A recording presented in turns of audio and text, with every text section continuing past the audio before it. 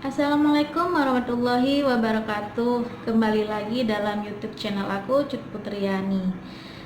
Terima kasih ya teman-teman yang sebelumnya sudah nonton beberapa video aku. Jadi video kali ini aku akan menceritakan pengalaman aku bagaimana aku melahirkan di masa pandemi COVID-19 ini. Dan tentunya aku akan sedikit menceritakan kenapa sih Naila anak aku bisa lahir sebagai bayi prematur. Oleh karena itu, tonton sampai selesai ya teman-teman, dan pastinya jangan lupa di like, subscribe, komen, dan share.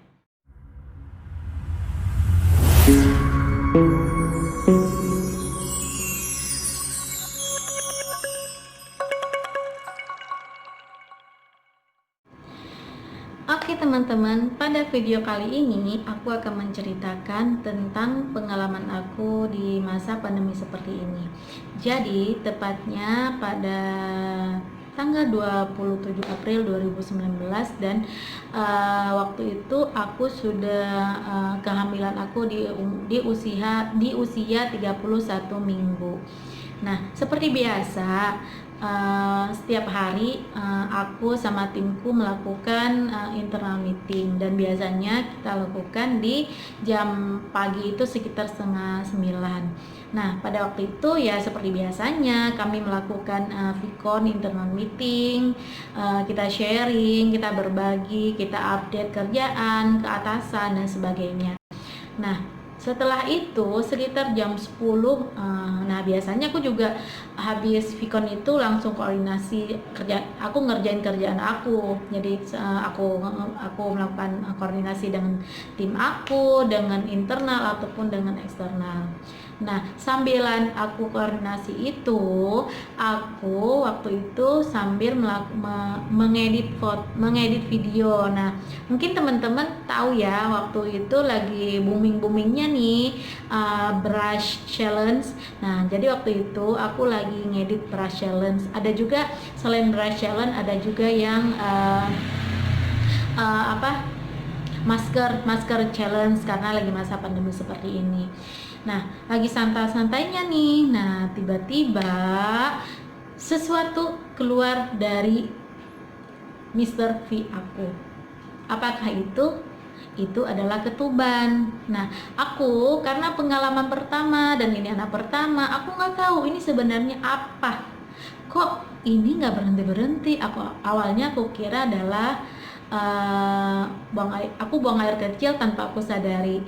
Tapi kok nggak berhenti-berhenti, sampai akhirnya aku langsung lari ke kamar mandi, aku langsung bersihin dan tetap ngalir gitu, gak berhenti-berhenti.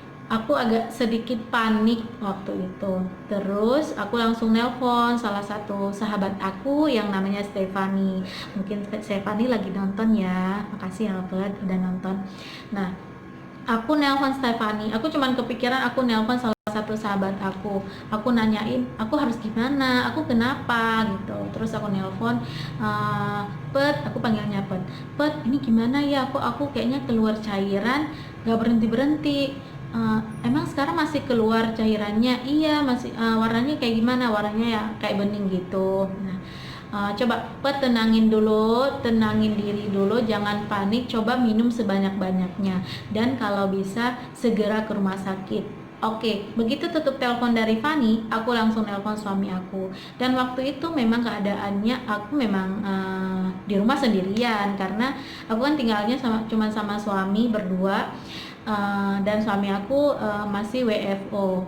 Dan aku langsung nelpon suami aku, sayang kamu boleh pulang cepet nggak hari ini? Kalau bisa pulang sekarang. Loh kenapa? Pasti dia kan bertanya-tanya dong. Loh emang kenapa? Iya soalnya ini aku kayak ada sesuatu cairan keluar yang aku nggak tahu ini apa. Aku takut terjadi takut kenapa. Akhirnya oh ya udah sayang, aku izin dulu ya sama atasan aku. Oke. Aku waktu itu kalau dibilang panik, aku panik, tapi aku nelpon suami aku berusaha untuk aku tenang, karena aku tahu dia kan dari kantor menuju ke rumah masih perjalanannya jauh. Aku takutnya dia terburu-buru, takut malah terjadi sesuatu yang tidak diinginkan. Akhirnya sambil nunggu suami aku pulang, aku langsung beberes. Tapi beberesnya bener-bener beberes hanya kayak kontrol biasa gitu. Aku tidak berpikiran aku harus nginep di rumah sakit, aku harus dirawat di rumah sakit. Akhirnya aku mandi, aku langsung bebersih. Begitu suami aku nyampe sekitar jam setengah 12, aku sudah selesai. Kita langsung ke rumah sakit, dan waktu itu kita ke rumah sakitnya menggunakan taksi online. Langsung dibawa ke rumah sakit dan aku langsung masuk ke IGD. Dan itu aku jalannya sambil tertatih-tatih karena sambil menahan cairannya tetap keluar terus dan terus menerus gitu. Dan masuk ke IGD di rumah sakit, kita sebutinnya rumah sakit X ya, karena aku nggak mau nyebutin rumah sakit ini. Kemudian di rumah sakit ini aku langsung diinfus. Waktu itu langsung dicek tekanan di perut aku, apakah anak aku masih gerak atau masih ada denyutnya. Dan alhamdulillah bayi aku masih ada denyutnya, cuman untuk gerakannya itu memang udah minim banget untuk bergerak. Mungkin selama aku di rumah dan perjalanan ke rumah sakit itu benar-benar udah banyak banget keluar cairannya, dan itu ya tanpa aku sadari gitu langsung keluar gitu. Akhirnya karena lagi masa pandemi seperti ini, di rumah sakitnya itu pun tidak ada dokter kandungan. Dan selama masa pandemi ini untuk dokter kandungannya itu hanya dibatasin sehari hanya 2 ada dokter, dan mungkin waktunya juga dibatasin dari rumah sakit. Dan sekitar jam 3 di rumah sakit, jam 2 atau jam 3 di rumah sakit, aku dilakukan screening, mungkin namanya sih kayak screening toraks. Jadi aku dimasukin ke dalam suatu ruangan, semua busana aku dilepas dan pakai busana dari rumah sakit. Kemudian aku dimasukin ke dalam suatu alat yang aku nggak tahu namanya apa. Jadi di alat itu dites bener-bener di bagian paru-paru aku, sampai anting dan kalung pun itu aku disuruh lepas bener-bener, tidak ada busana sama sekali. Dan setelah itu aku masuk lagi ke ruang IGD. Dan perlu teman-teman tahu ya, jadi selama aku di ruang IGD ini, hampir semua pasien yang datang itu, ya Allah, hampir semua itu dinyatakan COVID-19. Dan posisinya aku waktu itu setelah screening. Panik nggak teman-teman? Pasti kepikiran, aduh ini aku kayak gitu juga nggak ya? Jadi beberapa ibu-ibu, bapak-bapak yang datang ke rumah sakit, susternya bilang, Pak, Bu, Bapak tahu COVID-19? Iya, Ibu mengalami COVID-19. Itu satu. Nggak jauh dari 10 menit kemudian ada lagi yang datang, Pak, Bu, Bapak mengalami COVID-19. Sampai ada ibu-ibu yang benar-benar protes ke dokternya. Aku sih nggak dengar ya, suami aku dengar. Ini kan saya ke rumah sakitnya karena saya bukan masalah demam, bukan saya flu atau tanda-tanda COVID yang lainnya, tapi karena saya memang faktor apa ya, waktu itu mungkin dia sakit biasa gitu ya. Tapi dari rumah sakitnya malah menyatakan si bapak ini atau si ibu ini COVID-19. Emang bener ya, mana buktinya segala macam. Itu ada ibu-ibu yang benar-benar kekeh, mana buktinya, jangan hanya saya dinyatakan saya COVID-19 gitu. Dan aku waktu itu di ruangan yang agak pojok gitu. Nah di situ aku, aduh gimana ya ini, aku jadi takut sendiri gitu kan. Akhirnya mungkin selang 2 jam screening aku keluar hasilnya, dan hasilnya alhamdulillah negatif. Tapi anehnya aku kan hasilnya negatif nih dari COVID-19, tapi aku diungsikan ke ruang isolasi. Aku nggak tahu maksudnya apa. Awalnya aku kira, Bu, kita pindah ruangan ya. Aku kira kita pindah ruangan ke ruang perawatan. Nah, padahal ruang isolasi mandiri. Di situ aku benar-benar sendiri, yang ruangannya sempit, kecil banget, hanya ada kasur yang khusus buat 1 orang dan ada meja kecil. Memang masih di ruangan IGD juga sih, tapi bener-bener sendiri gitu, ini maksudnya apa ya, aku nggak ngerti deh gitu, mau nanya tapi kayak males nanya gitu. Sedangkan kita kan kesini buat ngapain sih? Buat ngecek kandungan kan, bukan mau ngecek itu. Oke lah, dari rumah sakit ini memang prosedurnya melakukan ada prosedur untuk COVID-19 ini, tapi ya nggak apa-apa dong, akunya juga dipegang. Ini selama di rumah sakit itu aku cuma di infus udah ditinggalin, dipakai alat untuk ngecek kandungan ini, ya udah aku ditinggalin. Terus aku di ruangannya itu benar-benar sendiri, ya gue ngapain di sini gitu, ini anak gue gimana gitu kan, aku sampai berpikiran seperti itu. Akhirnya aku diskusi sama suami, ini kita kayaknya nggak bisa di sini terus deh, aku nggak diapa-apain nih, aku khawatir sama kandungan aku, anak kita gimana gitu. Akhirnya suami coba tenangin aku, terus coba ngobrol sama keluarga juga, ini enaknya gimana. Kemudian solusi dari keluarga itu gimana kalau aku dipindahkan ke rumah sakit yang lain. Akhirnya suami nego ke dokter. Nah, dari dokternya nggak memperbolehkan kita pindah ke rumah sakit, kita harus dirawat di rumah sakit X ini. Aduh, gimana sih ini? Di rumah sakit ini, tapi aku minimal dipegang dong, diapain kayak dipijit kayak diapa ini kandungan aku gimana, ini masalahnya 2 nyawa loh, bukan aku doang gitu kan. Akhirnya kita muter otak, akhirnya suami bilang, dok saya bawa pulang aja deh. Loh, kenapa dibawa pulang? Saya udah nggak ada biaya nih kalau untuk ngerawat istri saya di sini. Dengan muka melas, dengan muka sedih. Jadi suami aku kayak pasang bener-bener kayak muka orang-orang susah gitu. Emang bapak nggak punya asuransi? Emang ibu nggak punya asuransi? Saya dan istri saya nggak punya asuransi. BPJS pun nggak ada. Sampai aku disamperin sama suster, ibu emang nggak punya asuransi? Nggak ada sus. BPJS juga nggak ada. Padahal teman-teman, kita punya asuransi. Cuma dengan cara begitulah kita bisa diizinkan keluar dari rumah sakit itu.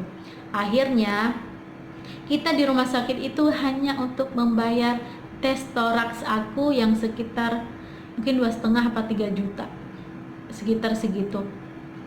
Selebihnya aku nggak diapa-apain. Akhirnya alhamdulillah dengan kerjasamanya dengan saudara-saudara aku, jadi begitu kita keluar dari rumah sakit itu sekitar udah maghrib, udah jam 6 atau jam 7 malam.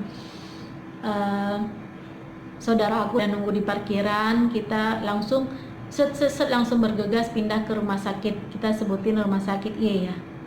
Nah, di rumah sakit Y ini pasti dong mereka nanyain ini kejadiannya kapan, kenapa. Nah, pas begitu kita bilang ini kejadian jam 10. Loh, kalau jam 10 siang kenapa baru malam dibawa ke rumah sakit gitu. Pasti mereka nanya-nanya dong, susternya nanya ini usia kehamilan berapa lama, kenapa dan seperti apa. Dan maaf ya teman-teman, ada iklan. Dan alhamdulillahnya prosesnya cepet di rumah sakit Y ini. Nggak lama kemudian aku langsung dimasukin ke ruang, kayaknya sih ruang IGD juga, tapi ruangannya terpisah dari ruangan yang lain, tapi gede, ruangannya lumayan gede gitu.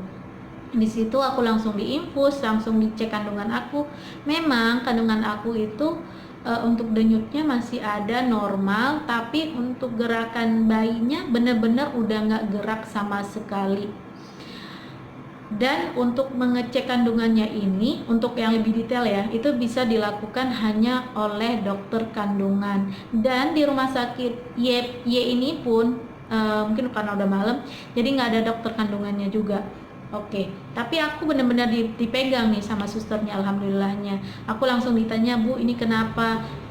Kok bisa sih bayinya nggak gerak-gerak? Loh, saya nggak tahu sus, mungkin ibu belum makan kali ya. Iya, belum makan. Akhirnya aku paksain makan, karena kita panik, karena kita khawatir, terus ketakutan juga. Aku nafsu makannya juga udah enggak gitu, tapi ya gimana ya, mungkin kita seorang ibu gitu, aduh gimana nih bayi aku kalau aku nggak makan. Akhirnya aku paksain makan. Aku nggak makan lauknya, aku makan nasi, aku telan pakai air. Aku makan nasi, aku telan pakai air. Jadi satu suap nasi, satu teguk atau berapa teguk air aku paksain ketelennya pakai air. Gimana caranya ini bayi aku biar gerak gitu.